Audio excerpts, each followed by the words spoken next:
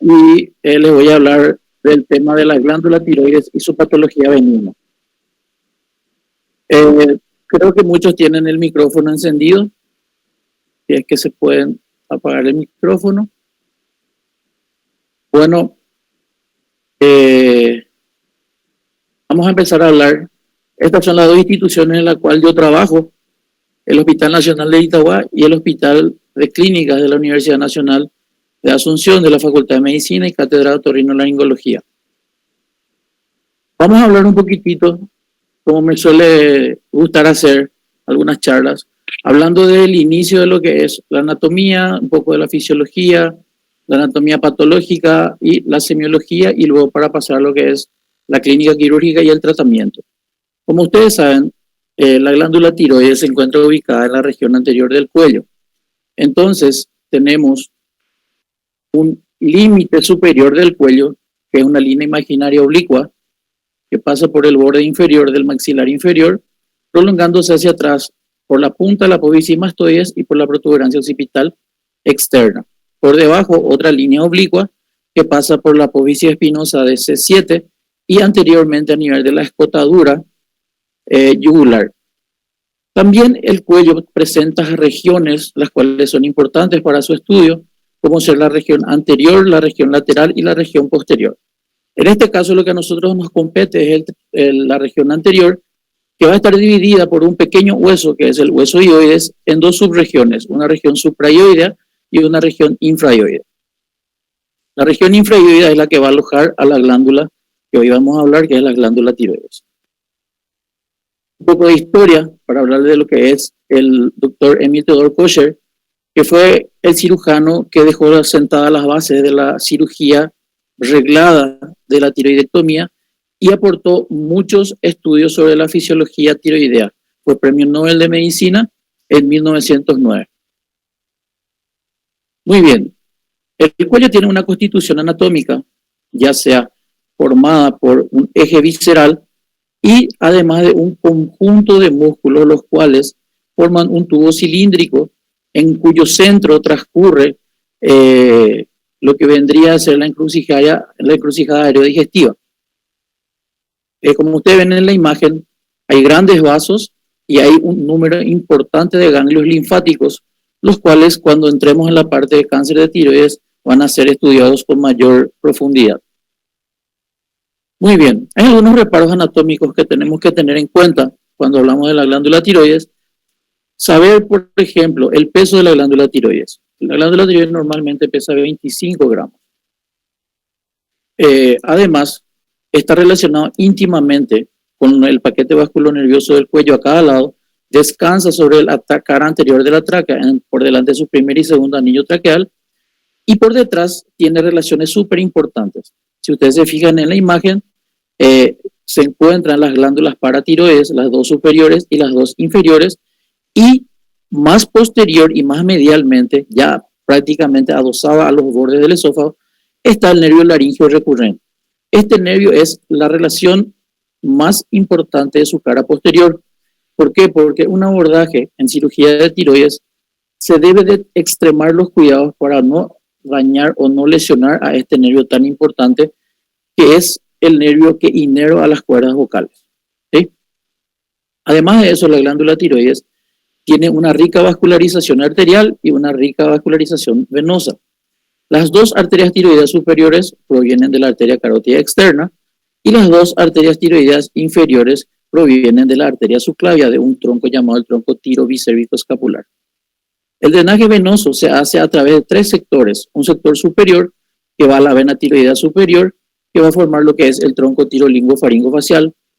Un tronco venoso medio que existe en el 50% de los pacientes o de las personas, que se llama la vena tiroidea media, también llamada tiroidea media de Kocher. El sector inferior se reúne en un tronco común o a veces en dos troncos para ir a drenar en los troncos venosos brachiocefálicos, principalmente en el lado izquierdo. Los ganglios cervicales de la glándula tiroides se dividen de acuerdo a lo que es la clasificación de los ganglios o niveles ganglionares del cuello. En este caso, hay 7 niveles ganglionares que se encuentran encalonados de arriba hacia abajo. Lo que compete a la glándula tiroides son el nivel 2, el nivel 3 y el nivel 4, que son las principales vías de drenaje linfático de la tiroides. Pero hay veces que también pueden drenar al nivel 5 y al nivel 7. El nivel 6 es el que vendría a corresponder a lo que se llama el nivel central, que es la zona de drenaje de todo lo que es el tercio medio e inferior de la glándula tiroides. Allí se van a encontrar los grupos linfáticos recurrenciales derecho e izquierdo y los pretraqueales. Esta es una imagen de una glándula tiroides, una pieza quirúrgica, para que puedan apreciar la arquitectura de la glándula tiroides, que tiene la forma de una H mayúscula unida en el medio por un istmo. Pasamos un poco a la fisiología de la glándula tiroides. La glándula tiroides produce un conjunto de hormonas que son la T3, la T4, que son principalmente las hormonas que produce la glándula tiroides. Hay dos tipos de efectos que hay que saber en la producción de estas hormonas. Uno lo que es el efecto positivo, o también conocido como la retroalimentación positiva, y otro lo que es el efecto negativo o la retroalimentación negativa. Lo que a nosotros nos compete solamente son lo que van a ver en la parte azul, que es lo que corresponde al hipotálamo, a la adenohipófisis y luego a la tiroides. La hormona que estimula a la tiroides es la TSH. Esta TSH, al estimular a la glándula tiroides en sus células foliculares, van a producir la tetrayodotironina y la triyodotironina, o sea, T3 y T4. Muy bien, un poco de la fisiopatología. Se cree que hay un ciclo por el cual las células o los islotes tiroideos tienen un crecimiento o a veces rápido o a veces lento o progresivo. Este ciclo se conoce como el ciclo de Marine, que es una hiperplasia seguida de una hipertrofia y la formación de nódulos. Estos nódulos luego se pueden volver autónomos a la glándula y producir sus propias hormonas. Se cree que el factor que produce estos nódulos es el déficit en el contenido del yodo en la dieta. Y esto produce lo que se conoce como el bocio simple. Hay una clasificación que se utiliza en la Organización Mundial de la Salud, que es en grados, para poder describir a la glándula tiroides en un grado 0, un grado 1, un grado 2, un grado 3 y un grado 4.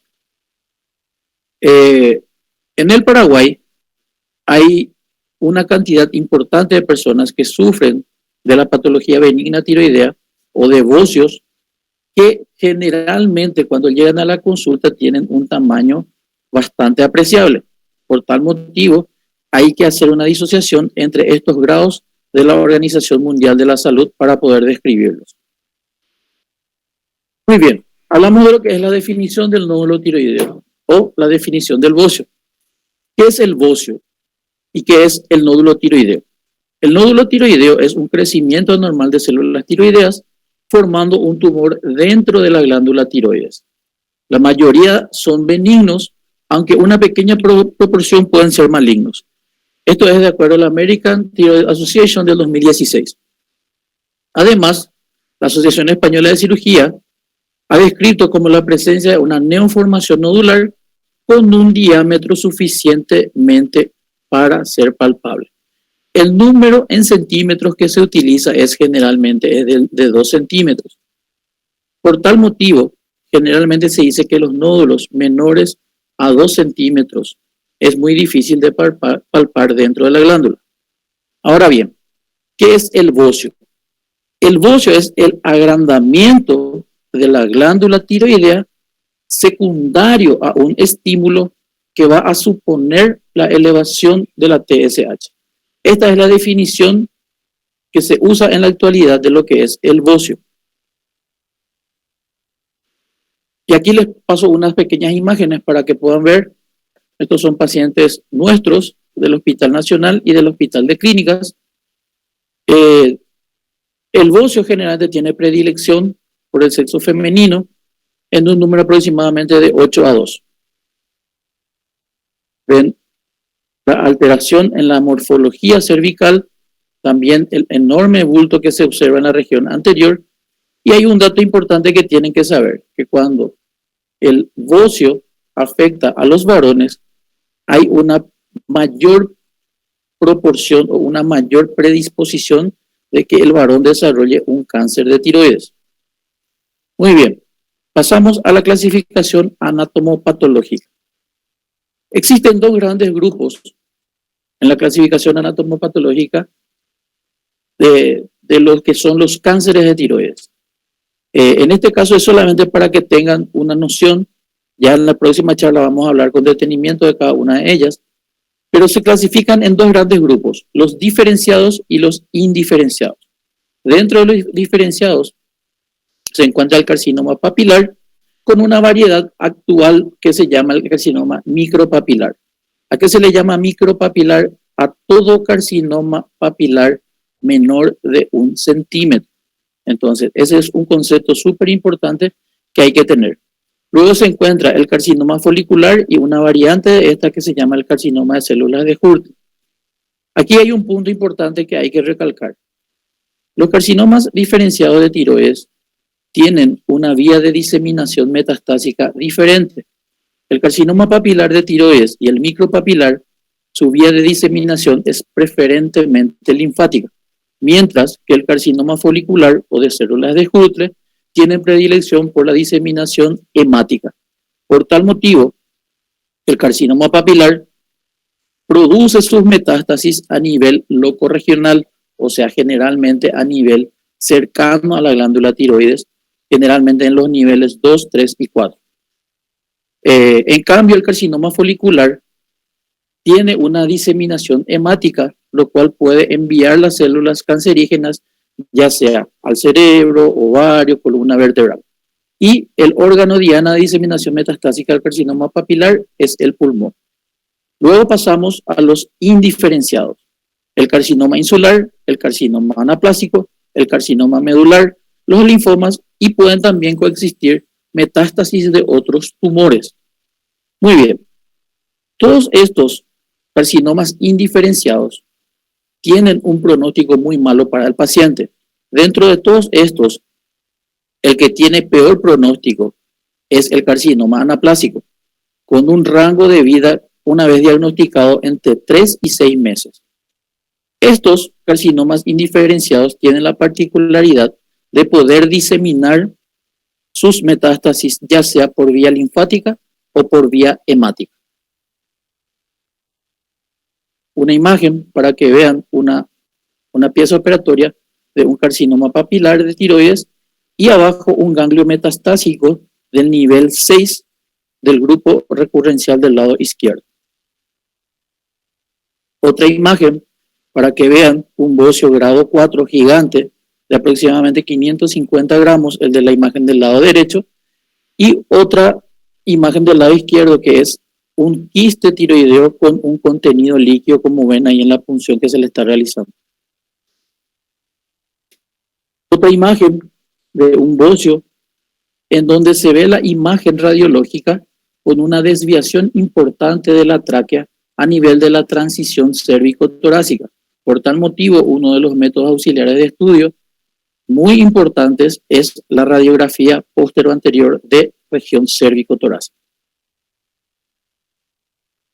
Hay algunas probabilidades diagnósticas que pueden ser manejadas de acuerdo a lo que puede tener la glándula tiroides como patología. El 60% de todas las enfermedades de la glándula tiroides son las hiperplasias nodulares. El 20% son los adenomas foliculares y el cáncer de tiroides ocupa el 15%.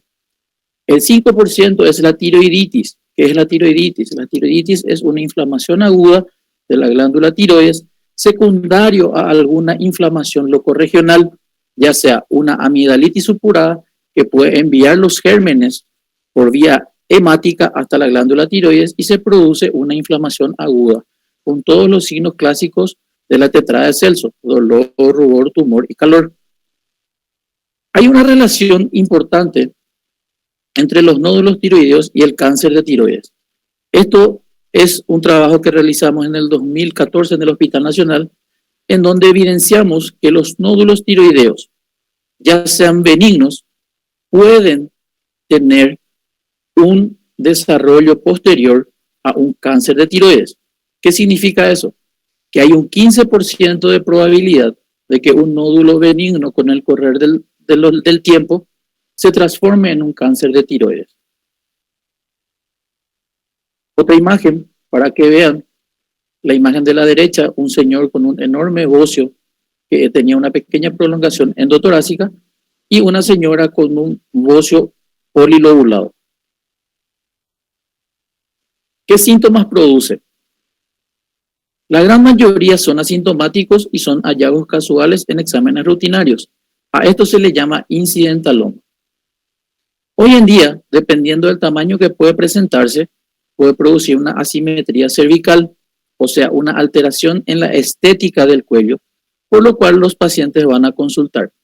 También pueden haber síntomas de hipotiroidismo y de hipertiroidismo. En el hipertiroidismo ocurre lo que se llaman los nódulos hiperfuncionantes. También por el tamaño de la glándula se puede producir una pequeña compresión extrínseca de los nervios laringeos recurrentes y producir voz bitonal.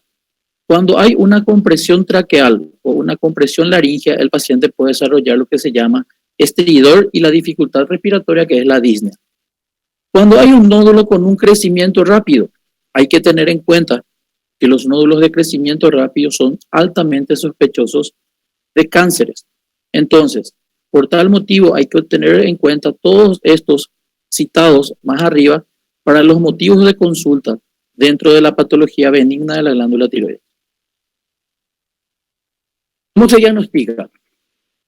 El diagnóstico se hace principalmente por la clínica. La historia clínica es fundamental para poder tener en cuenta el inicio de los síntomas, el crecimiento del nódulo, las alteraciones que puede producir en el paciente, si hay síntomas de hiper o hipotiroidismo, y luego la valoración laboratorial, iniciándose con lo que es la rutina laboratorial y luego solicitando lo que es el perfil tiroideo.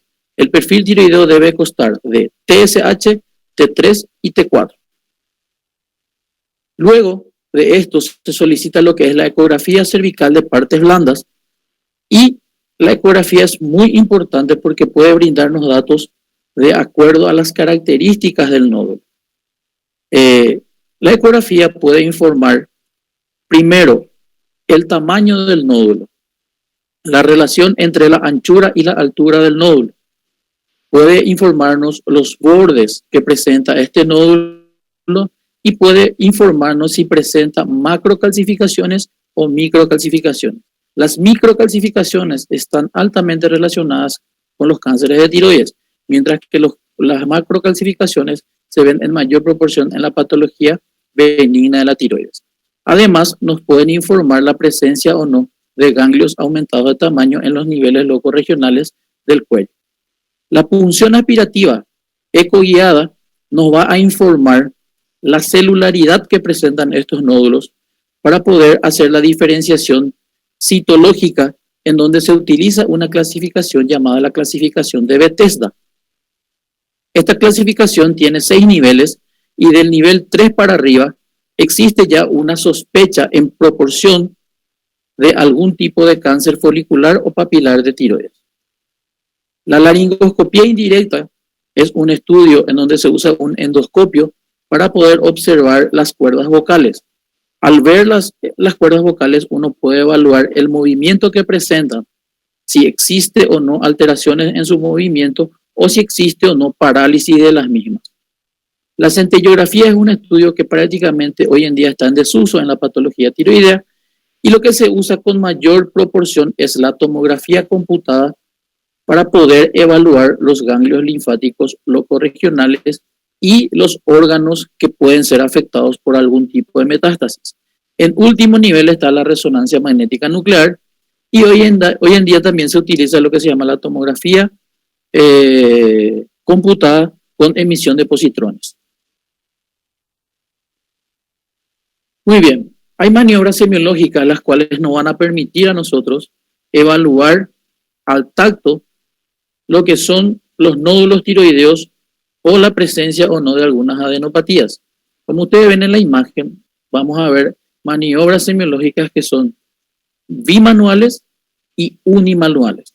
La primera imagen que están viendo con la chica sentada y el médico detrás es la maniobra llamada la maniobra de Kervain, en donde el pulgar descansa sobre la apófisis espinosa de C7, el meñique descansa sobre la cara superior de la clavícula y los tres dedos, el índice, el dedo medio y el anular, son los que evalúan a la glándula tiroides y se le solicita al paciente para que haga el acto de la deglución. La otra imagen del lado izquierdo están viendo una maniobra unimanual llamada la maniobra de Crail, en donde uno puede evaluar simplemente con una mano el lóbulo derecho e izquierdo de la glándula tiroides.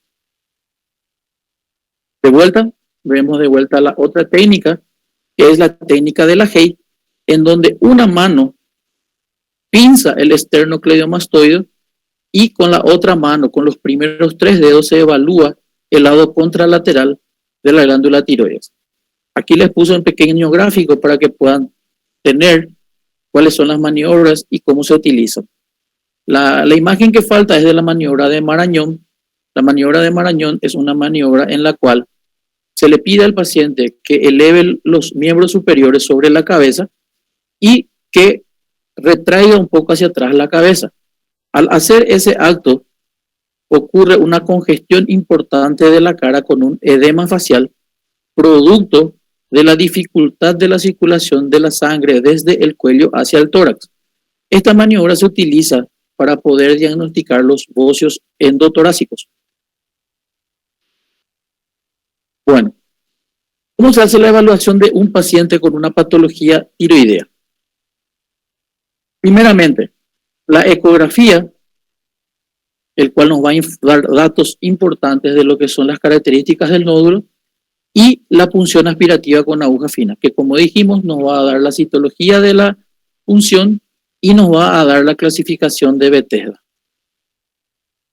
Dentro de las imágenes también se utiliza lo que son las radiografías cérvico-torácicas para poder evaluar la vía aérea y para poder evaluar si existe o no un compromiso a nivel de otras vísceras que se encuentran en la transición cérvico-torácica. Bueno, pasamos al tratamiento. Existen varios tratamientos dependiendo del tamaño de los nódulos. Cuando hay nódulos únicos y menores a 2 centímetros, se puede hacer una cirugía conservadora que es la lobectomía. Cuando existen nódulos mayores a 2 centímetros y no hay compromiso del istmo, o si hay compromiso del istmo, también se puede hacer una cirugía conservadora, pero que es la lobectomía más ismectomía. Cuando hay nódulos con sospecha de malignidad, el tratamiento ideal siempre es realizar la tiroidectomía total, extirpar completamente la glándula tiroides. Y cuando los bocios son multinodulares y afectan a los dos nódulos, también se preconiza realizar lo que es la tiroidectomía total, porque ya la glándula está enferma en su totalidad. Y luego existen nódulos a los cuales se les debe de realizar un tratamiento endocrinológico. Y aquí están las opciones quirúrgicas que se realizan hoy en día. Las lobectomías, que son sacar un lóbulo de la glándula tiroides. Las nodulectomías, cuando un nódulo es menor de 2 centímetros y afecta solamente una porción de la glándula y tiene una punción aspirativa, la cual nos dice que es benigno. Las lobectomías modificadas, a estas se las llaman, por ejemplo, las lobectomías modificadas, sacar un lóbulo de la glándula tiroides de un lado y sacar un nódulo del lóbulo de del otro lado de la glándula, dejando un pedazo nada más de la glándula tiroides. Y lo que más hacemos en la práctica diaria, que son las tiroidectomías totales, que pueden ir acompañadas o no de los vaciamientos ganglionarios. Estas son algunas imágenes para que puedan ver el tamaño que tienen los pacientes con problemas de la glándula tiroides que solemos operar en el Hospital de Clínicas y en el Hospital Nacional de Itagua. Hay algunos cuidados intraoperatorios que hay que tener cuidado. ¿Cuáles son los cuidados intraoperatorios que uno tiene que tener en cuenta cuando hace una cirugía de la tiroides? En primer lugar, conservar íntegramente los nervios laringeos recurrentes que son las dos estructuras que se señalan con la flecha en la imagen del lado derecho y del lado izquierdo. La imagen del lado derecho es el nervio laríngeo recurrente del lado derecho, con su íntima relación con la arteria tiroidea inferior, y la del lado izquierdo está mostrando el nervio laríngeo recurrente del lado izquierdo, que está adosado al ángulo tráqueo-esofágico. En la imagen de abajo, como ustedes pueden ver, hay una imagen que le está mostrando también al nervio laríngeo recurrente con su rama anterior y su rama posterior. ¿Por qué es importante conocer estas dos ramas que presenta el nervio laríngeo recurrente?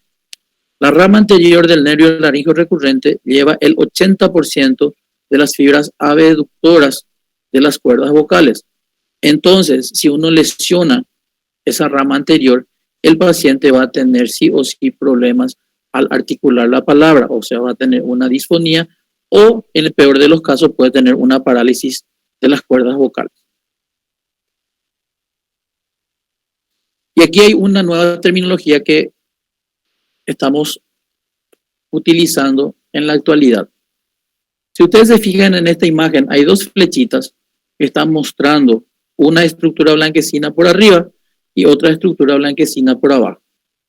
La estructura blanquecina por arriba es la porción terminal de la arteria tiroidea inferior, que si ustedes se fijan cerca de la punta de la pinza, está adosándose íntimamente a lo que es el nervio laríngeo recurrente. La porción terminal de la arteria tiroidea inferior recibe el nombre de arteria laríngea posterior y es culpable a veces de las equivocaciones intraoperatorias en la identificación del nervio laríngeo recurrente. Por tal motivo, a esta imagen se le llama la doble ilusión del nervio laríngeo recurrente, porque verdaderamente arriba se encuentra la arteria laríngea y abajo el nervio laríngeo recurrente. Bueno, muchas gracias. Gracias a mis mentores que me dieron las bases para el conocimiento, al profesor doctor Juan Olegario Ortiz Villalba, al profesor doctor Luis Bogado Yinde, al profesor doctor Jorge Arias, al profesor doctor César Franco y a todos los compañeros y al equipo de cirugía de cabeza y cuello del Hospital de Clínicas y del Hospital Nacional de Itagua.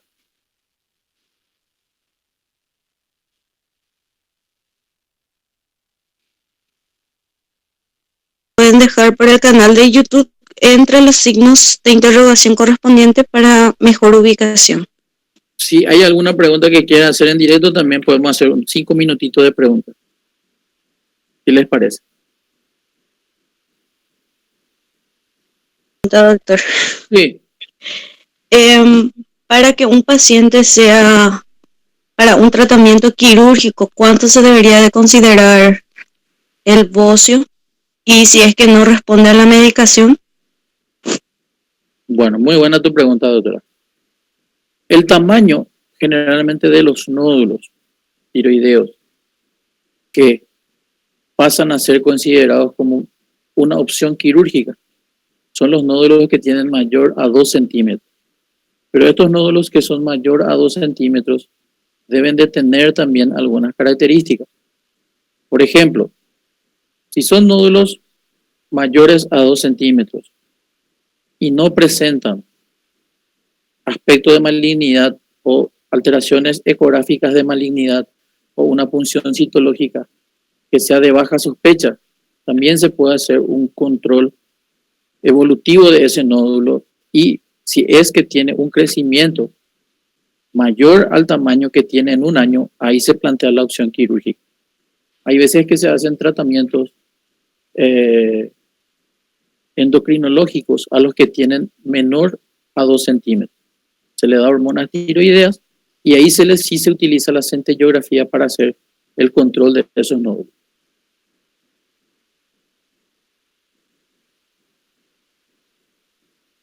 Muchas gracias, doctor.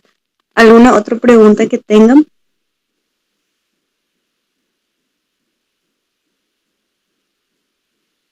¿O entendieron todo o no entendieron nada? Una de las dos. Estuvo excelente la ponencia, doctor.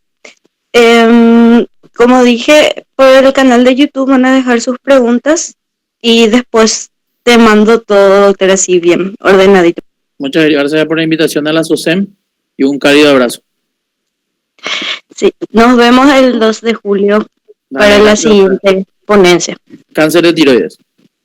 Sí, exactamente. Muchísimas gracias a todos por su participación. Gracias.